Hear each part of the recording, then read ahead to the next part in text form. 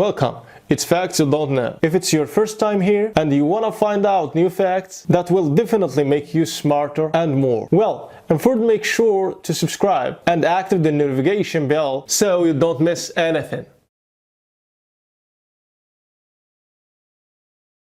He despised her for being a floor cleaner. Years later, he's shocked to see who she is now. From the handsome and successful doctor he had been, there were hardly any traces left. Now he was standing in front of the humble woman who once humiliated for being a simple floor cleaner, asking for a job opportunity. Violet was only 18 years old when she came to work at the city's main hospital. Her honey-colored eyes contrasted with her brown skin. She was shy and humble. Her first mission was to clean the emergency room there. She had the first encounter with what would be the love of her life. "Girl, here's another debris rack. Could you take it?" the handsome Dr. Green asked her. Without thinking twice, in a voice so fragile that it seemed to be a whisper, she answered yes. She returned for the garbage can, and once again he approached her, making her nerves rise to the surface. "Are you new in the hospital?" "Yes, today's my first day." "What's your name?" "I'm Violet." "Welcome, Violet, I'm Dr. Green." Violet replied that it was a pleasure to meet him and left the trash can. Meanwhile, Dr. Green told the accompanying resident that the floor cleaner was not bad. For Violet, that meeting was something magical, and from that moment, she always asked to clean up the emergency to see her platonic love. Dr. Gray knew that sweet Violet was very much in love with him, and one of those days, when they were alone in the room, he approached her, took her by the hand, and told her she was the most beautiful woman in the entire hospital. Blushing, Violet felt her heart beat 1,000 times an hour, and that she could touch the sky with her hand. But the best was yet to come. That day, Dr. Green decided to invite Violet out to dance. The humble and beautiful young woman could not believe that the coveted doctor had set his eyes on her. As soon as she left the hospital, she went with her best friend to help her get ready. When the doctor came to pick her up, he was surprised by how beautiful she looked, got out of his car, took her hand, and told her how beautiful she was. They got in the car and took her to dinner at a luxurious restaurant in a neighboring city. Then they went to disco, where dancing, Dr. Green kissed Violet. And from that moment, she began to feel like the enchanted princess of a story. Dr. Green made sure the night was magical. After dancing, they went to a nearby viewpoint where he asked Violet to be his girlfriend. She wanted to be pinched to affirm that this was true. Of course, his answer was affirmative, and she felt that she was floating on air when she saw that her impossible love was reciprocating. In the midst of so much happiness, but came and landed the young girl. "Honey, I love you. I had a very good time today, and I want us to continue enjoying these beautiful moments now that we're dating. But I want us to keep it a secret to avoid problems at work. In the hospital, we will act as if we are absolutely nothing."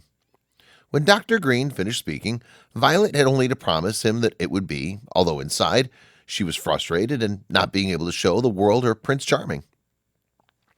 The next day, when Violet came to clean up the emergency, the doctor approached her with Sir Tippets and handed her a package of chocolates, a detail that left the tender girl in the clouds, who continued her work and had to hold back her desire to kiss her love. At lunchtime, Andrew, a handsome and warm-hearted young stretcher-bearer, invited Violet to lunch. However, she thought that if she accepted, she would be failing her boyfriend. However, he dated one of the gynecologists and passed out in front of her without even greeting her. Violet ran to the cleaning room and couldn't stop crying. When her mates asked what was wrong, she told them that she was sad about a family problem. When she left work, the doctor was waiting for her 1 block from the hospital to take her home.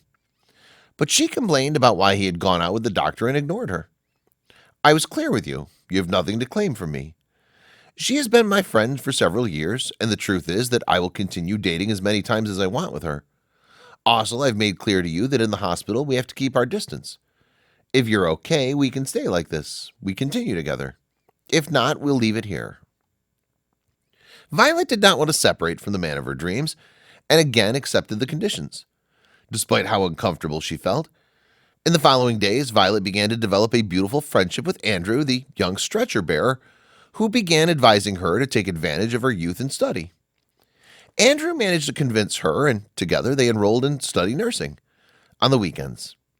Dr. Graham began to notice that Violet was spending a lot of time with the young man, but he made no comment. However, one afternoon he saw Andrew bring his girlfriend coffee and explode. "Why did you bring coffee to Violet? Do you have something or what? Because she's my friend.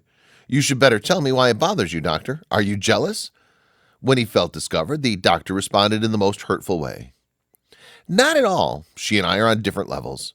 She's a simple floor cleaner and I'm a leading specialist. Do you think we have something in common? Well, so my girlfriend is Dr. Harris, or did you not? No, you're absolutely right, doctor. Between you and me, there's an abyss of difference. A simple floor cleaner is not up to a gynecologist to be a girlfriend of a specialist like you, Violet said. Unable to prevent tears from running down her cheeks, the doctor's face changed color. He never expected Violet to be behind him. He wanted to apologize, but she decided to turn around. As usual, Dr. Green waited for her a block from the hospital, but she never came. She had taken a taxi to avoid him. That night, the handsome doctor appeared with mariachis and roses at Violet's house. But this time he could not convince her to return with him. She had finally confirmed that the gynecologist was the fiancé of whom she claimed to be her boyfriend. The next day, Violet asked to be moved to another area, and her boss accepted. A few days later, while she was having lunch in the hospital cafeteria, her heart received another thrust.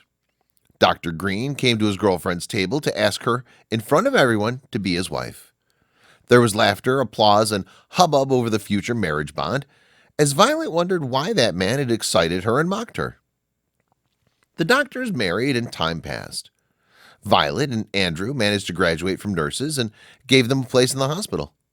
Dr. Green and his wife went to study abroad, and during his absence, Violet managed to grow professionally and graduated as a general practitioner.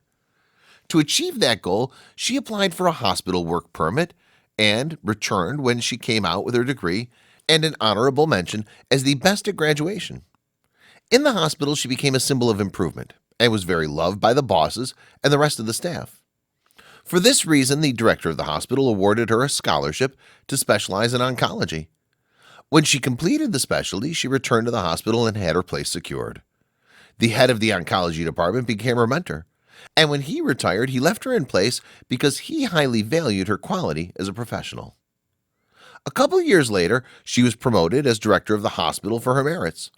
Although there were many envious women who tried to minimize her achievements and predicted that she would fail because she's too young. However, Violet managed to lead that gigantic institution, and among her great achievements was having managed to open a faculty of medical specialties in the hospital, for which she saw the need to hire a specialist who would teach. She interviewed 5 specialists daily, but on the last day she was surprised. The first to enter the office to be interviewed was none other than Dr. Green. When she saw him, she felt her legs tremble. However, she behaved like the great professional she was and made him pass. Dr. Green was surprised that the young woman, who he had despised for being cleaning staff, was now the director of the hospital. After admiring her beauty and the jump in her position in the hospital, he told her that he was separated, that he regretted having married the gynecologist and leaving her because he was in love with her. Obviously, those words touched Violet's heart, who asked him to please limit himself to the interview because that was her workplace, not a room for socializing. Dr. Green asked for her phone number and over the weekend called her out. Violet accepted. They dined, danced, and when he went to kiss her, she simply refused. When the medical school was ready, they called the selected specialist, and among them was Dr. Green, who saw this opportunity as a sign that Violet would open the doors of her heart to him again. The next day, he arrived at Violet's office with a beautiful bouquet of roses. She was not there, but left it on her desk. The months went by, and they saw each other often. But Violet did not accept Green's physical approach. However, at the hospital, the New Year's party, he wanted to surprise her in public, as he had done with the previous wife. The doctor asked for the complicity of several workers who notified him when Violet was arriving. In the center, with a bouquet of roses and a ring, Dr. Green spoke into the microphone and said, "Welcome, my beloved Violet. Do you want to marry me?" Violet was blushing. She went to him and took the microphone and replied, "Dear Dr. Green, one day my heart was yours, and you destroyed it because I was a simple floor cleaner. You preferred a specialist just like you, and I don't blame you, because now I am not willing to be with someone like you, but with a doctor who is at my level, of course. I take the opportunity to announce to you that in a month I will marry with the director of the National Medical Institute, Dr. Andrew Souza. Do you remember him? He was a stretcher bearer when I was a simple floor cleaner." The applause did not wait for such an announcement. And Green's humiliation was so big that he abandoned the celebration with roses and his ring. What do you think of this story? Leave us your opinions in the comments section so we can all read it. Remember to subscribe to our channel and click on the notification bell to be notified every time we upload a new story. We wait for you in our next video. Thanks for watching. Please like and share the video in social networks. We'll be right back to you as fast as we can.